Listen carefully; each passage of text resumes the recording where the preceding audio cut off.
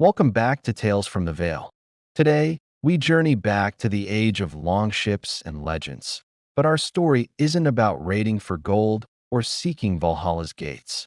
It's about a Viking whose final battle was fought for love, not glory. His name was Bjorn Ironhide, a warrior whose reputation was as fierce as the winter sea. He had sailed to distant lands, his axe singing a song of conquest.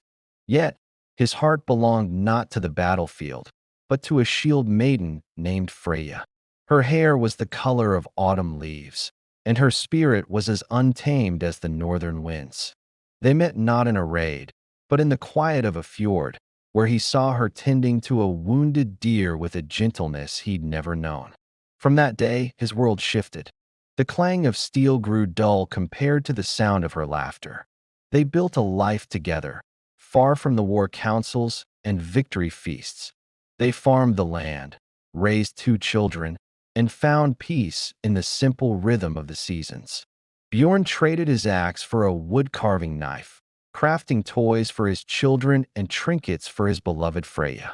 The old fire of the warrior still flickered within him, but now it was a hearth fire, warm and protective.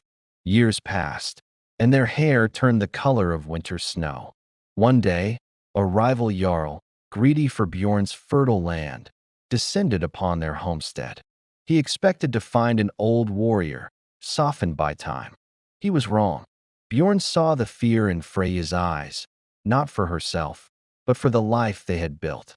He didn't pick up his old battle axe for glory or for a seat in Odin's hall.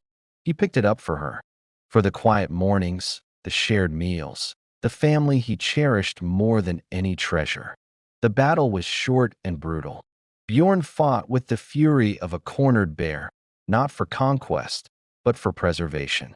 He stood his ground, a lone shield wall protecting his world. He fell, but not before ensuring his family was safe. His last breath wasn't a war cry, but a whispered name, Freya.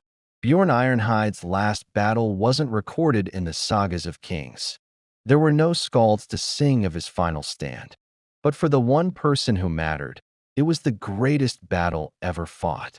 A testament that for some Vikings, the ultimate treasure wasn't gold or glory, but a love that was worth everything.